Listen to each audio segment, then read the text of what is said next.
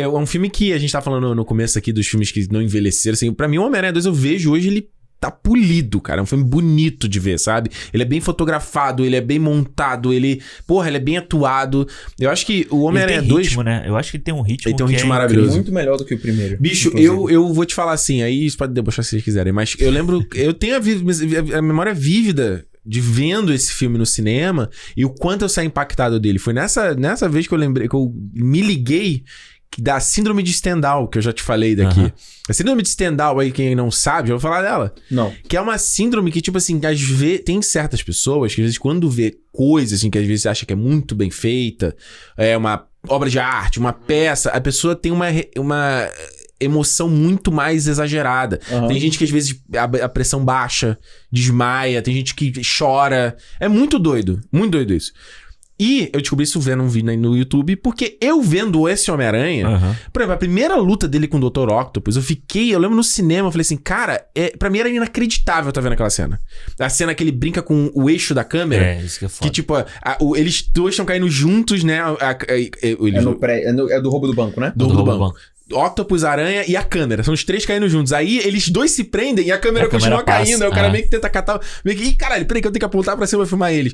Cara, eu lembro de ver no cinema assim, eu falei, eu não acredito que isso tá acontecendo. Isso não é verdade, assim. E pra mim, esse filme é como... A gente tem vários exemplos no cinema que tu fala assim, que a gente vê pela primeira vez, assim, você com Jurassic Park. Tu vê a parada e fala, cara, eu não acredito que isso tá sendo feito aqui. E pra mim, o Homem-Aranha 2, nessa parte estética, ação, ela foi muito impactante nesse aspecto. E aí, quando eu fui ficando mais velho, revendo o filme, todas as temáticas dele, a jornada do Peter, mano, pra mim é que é o conceito que eu sei que pra galera mais nova é meio velho, mas pra mim é aquela visão meio idílica do herói, sabe? A jornada do herói, de perder a crença no que ele acredita, ele ter o conflito e superar, e o vilão que a jornada do vilão, ela se mexe com a jornada do herói, sabe? Mas eu acho que ele é aquilo, acho que o Ale falou sobre a evolução do Sam Raimi nesse segundo filme. Eu acho que ele faz muito bem a jornada do herói também na narrativa do primeiro filme, né? De você sempre colocar as responsabilidades das escolhas do Peter como o principal pilar da evolução dele, né? Dele entender o que são aquelas responsabilidades, por que ele ganhou aquele poder. E, na verdade, o que ele vai fazer com aquele poder. No segundo filme, ele passa por muitas provações até ele, ele começa o Peter Parker de um jeito e termina, cara, de um jeito completamente diferente, se entendendo como um personagem novo. E aí eu acho que essa parte continua muito boa, ele evolui muito bem a dramaticidade, a narrativa e tudo mais, só que ele adiciona aí, que talvez seja a camada mais importante do cinema, toda essa técnica de narrativa visual que eu acho que faltou no primeiro. Aqui, cara, o Octopus, ele coloca... O filme inteiro ele tem cenas de comédia de sitcom, quando você vai pra redação do Daily Bugle. Você tem cenas de horror quando o Dr. Octopus acorda. É icônico, eu nunca tinha parado pra pensar nessa cena até agora, quando a gente foi... Eu não acreditava nessa cena. E assim, a questão do grito, ela tá presente no filme inteiro, né? Super. Todo mundo grita e aí parece... fica tipo... É sempre um... Ela arranhando, sendo puxada e arranhando o chão. Que a mulher faz assim... E a serra elétrica? Que ele pega a serra elétrica e tem um foco assim, o cara levanta essa serra. É muito... E lembra muito Evil Dead, né? Essa cena. Não, essa cena é uma homenagem. Ele coloca o Bruce Campbell nos 3 filmes também. Nos 3 filmes. Que eu acho que a desse filme é a melhor. É a do teatro, né? Ou é do teatro? A do 3 é a melhor. É do casamento. Do 3 eu gosto muito. É do pedido de casamento. Isso, do restaurante. Pedido de casamento. What's your name? Packard. No, it's Peter. That's what I said. Packard. Não, é muito bom. E aí o que eu acho que ele melhora nessa parte visual é o que leva a gente pra outro nível. Por quê? Porque você se envolve com o cara. Tem aquela cena muito boa de começo do Dr. Octopus, né? Quando ele vai conhecer o Peter, ele conhece o ídolo dele com uma mulher que ama ele e acompanhou ele no trabalho, que era tudo que ele gostaria que a Mary Jane fosse. É o que eu falei, a jornada dos dois anda junto. E ao mesmo tempo, quando eles se encontram lá no final, ele falou, cara... Todas as decisões que eu tenho que tomar na minha vida, não é só pela questão da Mary Jane ou do tio Ben ou da tia May, não. É que essa responsabilidade que eu tenho hoje comigo vai ser uma maldição que eu vou carregar pro resto da vida. Mas o que eu realmente quero fazer, sabe? Sim. E eu acho que ele coloca isso de uma forma visual muito legal. A cena do metrô, o fim da cena do metrô, Sabe? É ele se entendendo e a cidade se entendendo. É um dos... Mano... Aquilo ali é muito... E aí eu acho que, assim, você pode falar o que quiser. Tipo, eu acho que o filme repete muitas fórmulas do primeiro. Né? Muitas. O tipo de herói, o tipo de montagem, o tipo de vilão. O Willem Dafoe é o vilão que é sacaneado ou, né, perde lá a experiência, dá errado. A estrutura é muito parecida. É muito parecido. Só Dos que 3 aqui... filmes até. Só que aqui ele fala assim... Brother, alcancei um nível de direção e arte, assim, que não tem... E eu acho que o mais foda de assistir ele hoje é a originalidade é a assinatura do Sam Raimi na parada. Que é o que a gente sempre fala aqui quando vai falar, às vezes, de filme da Marvel. Fala, porra, cara, filme parece genérico. Porque não tem isso. Não tem. Não tem um diretor ali que vai fazer umas paradas que tu... Tipo, ele tá cantando lá o Raindrops Keep Falling on My Head. E aí, no final, ele faz aquele freeze frame bizarro. Parece que o filme acabou, né? Como se o Mano, filme fosse eu lembro acabar, quando eu vi isso no cinema na época, eu achei isso muito estranho. Eu falei assim, eu achei estranho agora, quando eu vi de novo. Mas eu achei muito tem muita coisa estranha, né?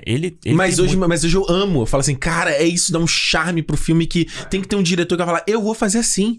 Mas, mano, aí de alguém fala, mas que bizarro. Você fala, não, bicho, faz do jeito que eu tô falando. Eu acho muito assim, revendo o filme hoje, eu acho que ele funciona muito se você já tá maior, sabe? Se você é um filme mais pra quem já cresceu.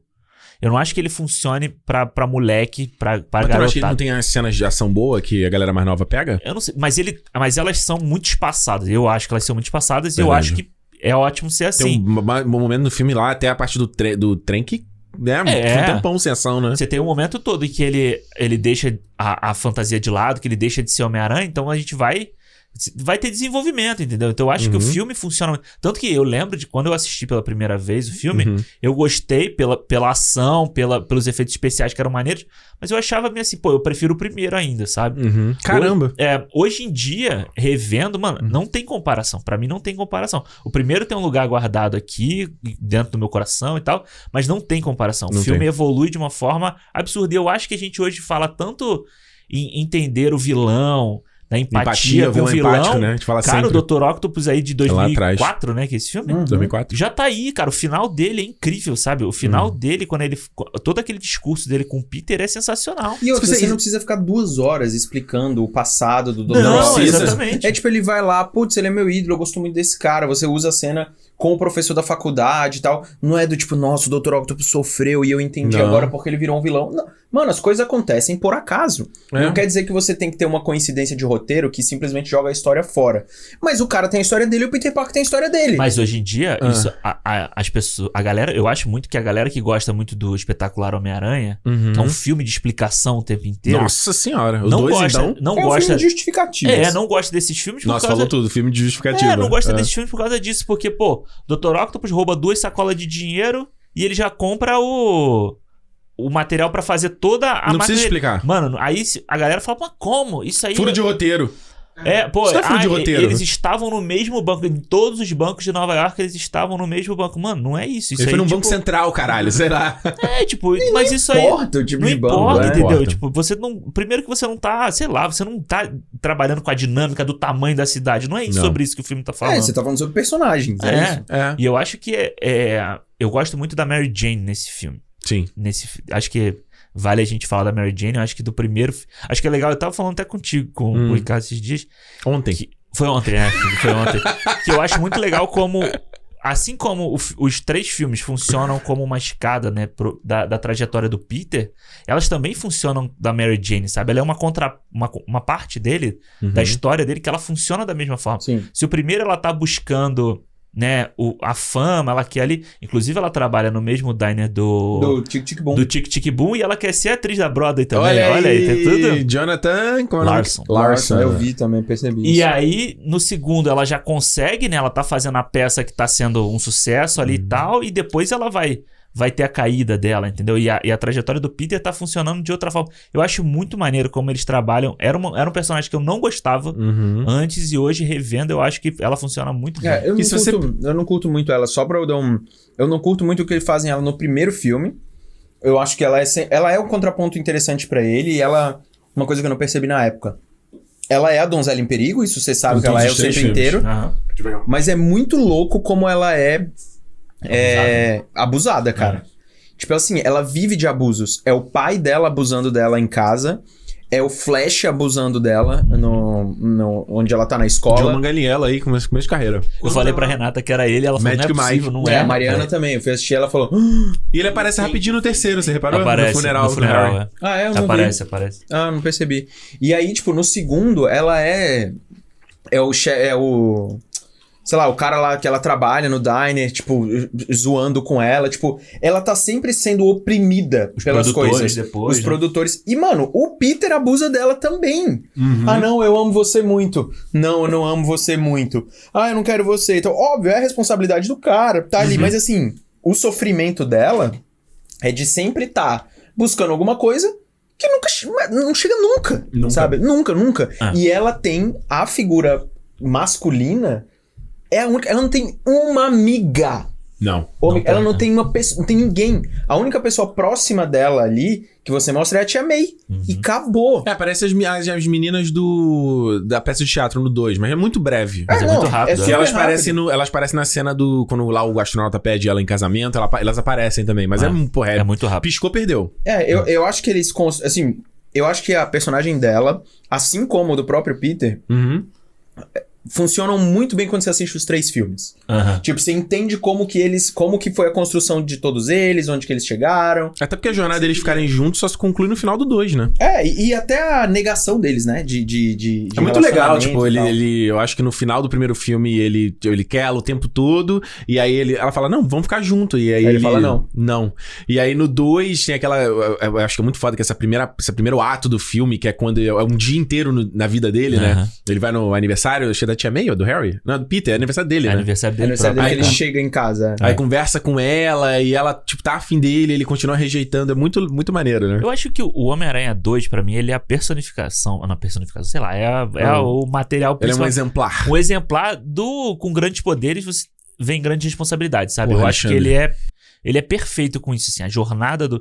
E eu acho que esse é o grande problema pra mim em todos os outros Homem-Aranha. No Andrew Garfield falta e temática, no Tom né? Holland. Falta responsabilidade, pô. Falta responsabilidade. Os caras só têm grandes poderes, eles não têm responsabilidade. O Andrew Garfield, se ele fala pra Emma Stone, 2 dias depois que ele começa a ficar com ela, que meu ele amigo, é o Homem-Aranha. Assim que faz, né? E eu acho, tocando nesse teu ponto, é uma coisa que eu acho interessante quando vocês estavam falando do Octopus, eu acho muito legal nesse filme aqui, porque assim, eu já falei algumas vezes aqui no cinema, pra mim um filme de herói, ele Ricardo, esse é um jeito antigo, não é... Desculpa, mas é o jeito que eu penso. Um filme de herói, ele tem que ter um vilão muito forte. E não necessariamente um vilão evil, mas tipo, ele tem que ter um contrapeso, ele tem que ter o lado oposto da moeda pra você contrabalancear. Eu acho que um filme de herói, de super-herói, do mito do super-herói que a gente conhece, ele precisa disso. Não precisa ser um cara violento pra caralho. Não. Ele é igual a gente fala do Coringa, do Dark Knight, entendeu? Ele é um cara, ele é um elemento, ele é um antagonista que ele é violento emocionalmente, né? Mas ele serve como objeto de mudança pro Batman. O Killmonger, a gente sempre fala aqui, o Killmonger, ele muda o T'Challa. O Killmonger no fim tava certo, né? Não certo, mas tipo, em todos os aspectos. Mas ele muda a perspectiva do T'Challa. Isso é muito foda. No caso do Dr. Octopus aqui, o que eu acho interessante que a gente tava falando é porque ele complementa a jornada do grande poder e grande responsabilidade, né? Que aí depois a gente fala isso em relação ao terceiro Homem-Aranha. Porque o primeiro filme é isso. Grandes poderes e grandes responsabilidades. Se você tem grandes poderes, logo seus problemas vão ser maiores também. Né? Eles são proporcionais ao seu grande poder. E não é porque você tem um poder que você realmente deve usá-lo. Que você deve realmente agir com vingança. Acho que as renúncias são muito importantes no segundo filme. Exato. E aí no 2... O Octopus ele também é objeto de mudança no Peter. Que você falou, ele é tipo meio que o modelo ideal, que ele tem a mulher ali do lado dele, ele consegue fazer a parada e tal, não sei o quê. Mas ele fala muita coisa assim, ele fala, o seu talento, ele é um presente do universo, ele é uma dádiva que deve ser usada pro bem da humanidade. Então, assim, enquanto, por exemplo, no Homem de Aço do Zack Snyder, você tem a coisa do Jor-El, né? Pai dele, Jor-El. Cara, tô esquecendo tudo. Jor-El e o Jonathan Kent. Jonathan Kent, não, talvez você tenha que se esconder e tal, não sei o que, né? Aquela que é muito maneira do filme. Aqui ele fala, não, meu amigo, se você tem uma habilidade, se você tem um grande poder, você tem que usar esse grande poder. É o seu dever usar esse grande poder. Inclusive, essa é uma temática que volta no Espetacular 1. Sim. Que o tio Ben fala a mesma coisa. Então, eu acho maneiro justamente por essa... O próprio Octopus, quando ele fica lá louco, por que ele continua fazendo? Porque ele fala, não, meu objetivo tem que usar isso aqui pra fazer algo que na cabeça dele é para o bem da humanidade, né? Então, ele não é exatamente um vilão. Ele não quer destruir tudo. Não. Ele não quer. Ouça esse papo completo em cinemopodcast.com ou procure por Cinemol em qualquer aplicativo de podcast.